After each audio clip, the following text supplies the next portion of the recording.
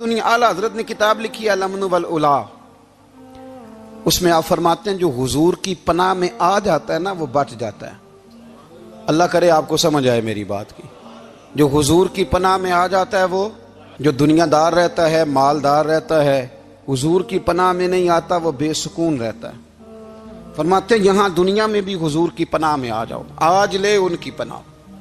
اور آج دلیل آپ نے ابن ماجہ کی حدیث لکھی ہے، حضرت تمیم داری حدیث کے راوی ہیں، اعلیٰ حضرت نے لکھی ہے، فرماتے ہیں جو حضور کی پناہ میں آیا بچ گیا۔ دلیل دیتے ہیں، فرمایا انسان تو انسان، جانور بھی آتے تھے تو بچ جاتے تھے۔ حضرت تمیم داری رضی اللہ تعالیٰ عنہ فرماتے ہیں کہ ہم کھڑے تھے، ایک اونٹ دوڑتا ہوا آیا، نبی کریم صلی اللہ علیہ وسلم کے پہلے اس نے قدموں پہ سجدے کیے۔ صحابہ کہنے لگے حضور ہمیں بھی اجازت دیں، فرمایا وہ تو بے زبان ہے، اسے تو پتہ کوئی نہیں، پیش نظر ہے وہ نو بہار، سجدے کو دل ہے بے قرار، روکیے سر کو روکیے یہی تو امتحان ہے۔ فرمایا اسے کیا پتا، تم تو مکلف ہو شریعت کے، تمہیں اجازت نہیں ہے۔ اور اعلیٰ حضرت نے دو ٹوک لکھا ہے، فرمایا سوائے خدا کے کسی کو تعظیمی سجدہ بھی حرام ہے۔ یہ نوٹ کر لیں میری بات۔ اور اعلیٰ حضرت نے فتاوی رضویہ میں لکھا ہے کسی قبر پہ جاؤ تو 4 ہاتھ دور کھڑے رہو۔ اللہ کرے آپ کو سمجھ آئے، کتنے ہاتھ؟ 4 ہاتھ دور کھڑے رہو، سورۃ فاتحہ پڑھو، درود شریف پڑھو، جس قبر پہ گئے ہو ان کی روح کو اصال ثواب کرو، ان کے وسیلے سے دعا مانگو۔ اعلیٰ حضرت فرماتے ہیں قبر کو سجدہ بالاتفاق حرام ہے، طواف قبر کا کرنا بالاتفاق حرام ہے، بوسہ لینے میں اختلاف ہے کہ جائز ہے کہ ناجائز ہے، لیکن بوسے سے بھی چونکہ شک پڑتا ہے تو فرماتے ہیں احمد رضا کی رائے یہ ہے کہ بوسہ لینے سے بھی بچا جائے۔ وہ آ گیا تو اس سے اگلی باتیں کرتا ہے، بس خاموش رہ، باادب رہ اور پیچھے رہ۔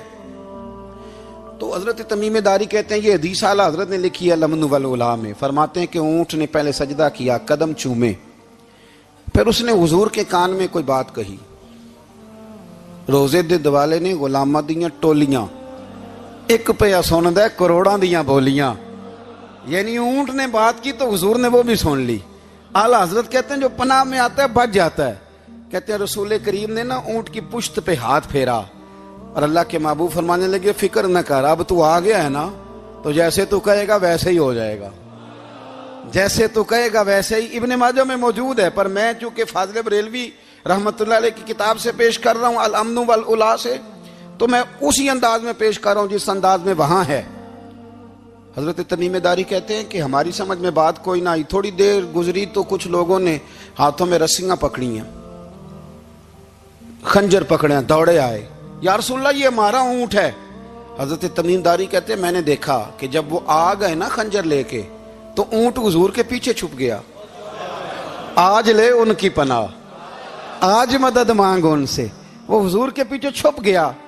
تو کہتے ہیں کہ نبی کریم صلی اللہ تعالیٰ علیہ وسلم نے فرمایا کیا مسئلہ ہے بھائی؟ یا رسول اللہ ہمارا اونٹ ہے، ذبح کرنے لگے تھے دوڑ آیا ہے۔ تو حضور فرمانے لگے وہ تو تمہاری شکایت کر رہا ہے۔ وہ کہتا ہے یا رسول اللہ میں نے برسوں ان کی نوکری کی، برسوں میں نے بڑی نوکری کی۔ صحیح کہتا ہے یا رسول اللہ؟ ٹھیک کہتا ہے حضور، اب بوڑھا ہو گیا ہوں، تھوڑا زیادہ بوجھ نہیں اٹھا سکتا، تو مجھے ذبح کر کے کھانا چاہتے ہیں، میں مرنا نہیں چاہتا۔ نبی کریم فرمانے لگے اچھے لوگ یہ صلہ دیتے ہیں؟ انہوں نے عرض کی حضور آپ حکم کر دیں، ہم اس کو چھوڑ دیتے ہیں یا رسول اللہ، نہیں ذبح کریں گے، خدمت کریں گے۔ حضور فرمانے لگے نہیں، اب میرے پاس آیا ہے نا، اب میں نے واپس نہیں کرنا، آج ہو گیا ہے، آج لے ان کی پناہ، آج مدد مانگ ان سے، آج ہو گیا یا رسول اللہ پھر رکھ لیں۔ حضور نے فرمایا نہیں بھائی پیسے بتاؤ کتنے؟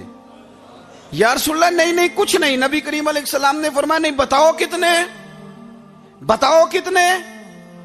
انہوں نے کہا حضور ایک دفعہ ریٹ لگایا تھا تو 100 دینار لگا تھا۔ حضور نے فرمایا بلال دے دو 100 دینار، 100 دینار دے دیا۔ اعلیٰ حضرت فرماتے ہیں دیکھو ان کی پناہ میں آنے کی برکتیں کتنی ہیں۔ ان سے کہا تم جاؤ، وہ چلے گئے۔ حضور نے پشت پہ ہاتھ پھیرا، فرمایا جا تو آزاد ہے۔ حضرت تمیم داری کہتے ہیں وہ پہلے گیا پھر پلٹ کے آیا، اس نے نبی پاک کے کان میں کو بات کی، کئی باتیں کی، پر میں ایک بات کرتا ہوں، کئی باتیں کی، ایک بات کی تو حضور رو پڑے۔ اونٹ چلا گیا، ہم نے عرض کی حضور یہ کیا کہہ گیا ہے؟ تو محبوب فرمانے لگے یہ کہہ گیا یا رسول اللہ جس طرح آپ نے مجھے چھری سے بچایا ہے، میں دعا کرتا ہوں اللہ آپ کی امت کو جہنم سے محفوظ فرمائے، اللہ جہنم سے بچائے آپ کی امت کو، اس طرح مجھے چھری سے آپ نے محفوظ کیا۔ اعلیٰ حضرت فرماتے ہیں کن چکروں میں پڑے ہوئے ہو، کن چکروں میں؟ پیسوں کی پناہ لیتے ہو، عہدوں کے پیچھے چھپتے ہو، دولت کے پیچھے چھپتے ہو، تعلقات کے پیچھے چھپتے ہو۔ فرمایا مصیبت آئے گی تو یہ سارے ہٹ جائیں گے، اگر پناہ لینی ہے تو مدینے والے محبوب کی پناہ لو، دروازے رسول پہ آؤ، نبی کریم کی بارگاہ میں جھکو، حضور سے پیار کرو۔ اعلیٰ حضرت فرماتے ہیں محبوب کا ادب کرو، رسول اللہ کی غلامی کرو۔ فرماتے ہیں پھر کے گلی گلی تباہ، ٹھوکریں سب کی کھائیں کیوں، دل کو جو عقل دے خدا تو تیری گلی سے جائے کیوں۔ اور فرمانے لگے جان ہے عشق مصطفیٰ، روز فزوں کرے خدا، جس کو ہو درد کا مزہ وہ ناز دوا اٹھائے کیوں، جس کو ہو درد کا مزہ وہ ناز دوا اٹھائے کیوں۔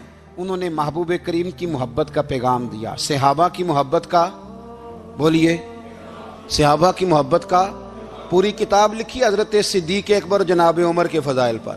اور مزے کی بات یہ ہے کہ اعلیٰ حضرت نے نا اردو شاعروں میں سے کسی کو توفیق نہیں ہوئی حضور کو شہنشاہ کہنے کی، اعلیٰ حضرت نے کہا میرے نبی شہنشاہ ہیں۔ دلیل کیا دی؟ فرمانے لگے پڑھو ترمذی، حضور نے فرمایا میرے دو وزیر زمینوں میں ہیں، دو آسمانوں میں۔ زمین کے دو وزیروں کے نام ابو بکر اور عمر ہیں، آسمان کے دو وزیر ہیں جبریل اور میکائیل۔ تو اعلیٰ حضرت کہنے لگے حضور وزیر تو کسی شہنشاہ کے ہی ہوتے ہیں، پھر کہہ لو نا شہنشاہ۔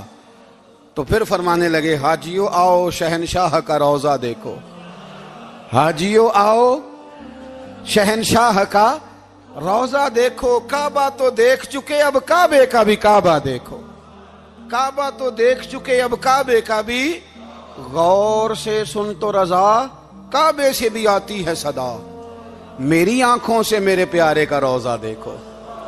اعلیٰ حضرت نے ساری زندگی اور صحابہ کرام کی بات کی، اہل بیت کی بات کی، اولیاء کی بات کی، صوفیاء کی بات کی، دفاع کیا سب کا، سب کے شانوں میں لکھا، امت کو بتلایا کہ اپنے بزرگوں سے جڑے رہو گے تو بچے رہو گے۔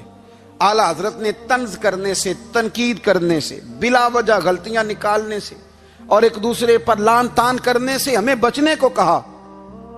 اعلیٰ حضرت فرماتے ہیں کوئی علم اگر آ جائے نا تو اس کا معنی یہ نہیں کہ سب کو جاہل سمجھ لینا چاہیے۔ سمجھ آ رہی ہے میری بات کی؟ ہم جس شعبے میں بھی ہوتے ہیں نا سامنے والے کو ان پڑھ ہی سمجھتے ہیں۔ مولویوں کے بارے میں بعض لوگوں کا خیال ہے کہ یہ پتہ نہیں کون سی مخلوق ہے، ان کو کیا پتا دنیا داری کا۔ میں صحیح کہہ رہا ہوں۔ اسی طرح جو میرے شعبے سے تعلق رکھنے والے لوگ ہیں وہ کہتے ہیں شاید سارے تاجر 2 نمبر طریقے سے ہی مال کماتے ہیں۔ یہ ہو نہیں سکتا، ایسا ہو نہیں سکتا۔ ہمیں نا دوسروں کی اہمیت کی خبر رکھنی چاہیے، ہم ایک دوسرے سے پیار، ہم طنز کرتے ہیں، تنقید کرتے ہیں۔ فاضل بریلوی منع کرتے تھے، آپ فرماتے ہیں یہ طریقہ درست، ہم جب غلطیاں نکالنے پہ جاتے ہیں تو معاذ اللہ اتنا اوپر بن جاتے ہیں کہ معاذ اللہ ثم معاذ اللہ اللہ رسول تک پہنچ جاتے ہیں۔ اعلیٰ حضرت کے زمانے میں ایک شخص نے کہہ دیا نبی پاک کا خیال آئے تو نماز ٹوٹ جاتی ہے۔ عقل ہے نا جی، جہاں مرضی لے جاؤ۔ وہ کہنے لگا جی میں نے خالص اللہ کے لیے پڑھنی ہے نا فلسفہ عجیب، نبی پاک کا خیال آئے تو نماز۔ اعلیٰ حضرت فرمانے لگے تو بڑا ہی پاگل ہے، جب تو کہے گا السلام علیکہ ایھا النبی خیال آئے گا کہ نہیں؟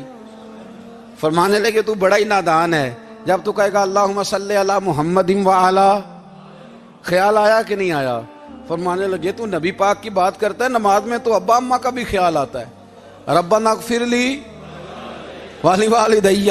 فرمانے لگے ربے کے خیال سے نہیں ٹوٹتی تو مدینے والے کے خیال سے کیسے ٹوٹ گئی؟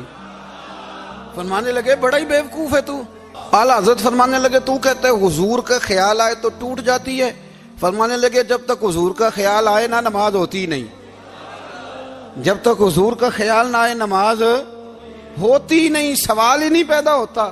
لوگوں نے کہا جناب وہ کس طرح؟ تو اعلیٰ حضرت فرمانے لگے اللہ نے کہا قرآن میں واقعی الصلاۃ نماز پڑھو، یہ نہیں بتایا کتنی پڑھنی ہے، اور یہ بھی نہیں بتایا فجر کی کتنی پڑھنی ہے، یہ بھی نہیں بتایا ظہر کی، یہ بھی نہیں بتایا قیام کیسے کرنا ہے، ہمیں یہ بھی نہیں بتایا رکوع کیسے کرنا ہے۔ ہمیں پتہ کیسے پتہ چلا؟ جب صحابہ نے کہا نا رب کہتا ہے نماز پڑھیں تو کیسے پڑھیں، تو حضور فرمانے لگے سلو کما رأیتمونی اصلی، نماز اس طرح پڑھو کرو جس طرح مجھے پڑھتے ہوئے دیکھتے ہو. تو کہا یہ تو کیسی عجیب بات کر رہا ہے کہ نبی کریم صلی اللہ علیہ وسلم کا خیال آئے. اور پھر بڑی مزیدار بات, ایک شخص نے اعلیٰ حضرت سے آ کے نا, اس زمانے میں نا ایک آریہ مذہب ہوتا تھا, اب اللہ کا شکر ہے وہ کوئی نہیں. اب ویسے جو بڑے نئے نئے مذہب نکل آئے ہیں, جو آدمی جتنا پڑھ جاتا ہے معاذ اللہ وہ ایک نئی بات ہی شروع کر دیتا ہے, اور جو انوکھی بات کرے اس کے پیچھے رش بھی زیادہ ہو جاتا ہے. سٹائل ذرا ہٹ کے ہو نا جی تو ذرا ماحول جلدی بن جاتا ہے. تو وہ آریہ مذہب تھا, تو وہ ایک آریہ آ گیا اعلیٰ حضرت کے پاس, آ کے کہنے لگا کہ فرض کی اہمیت زیادہ ہے کہ سنت کی؟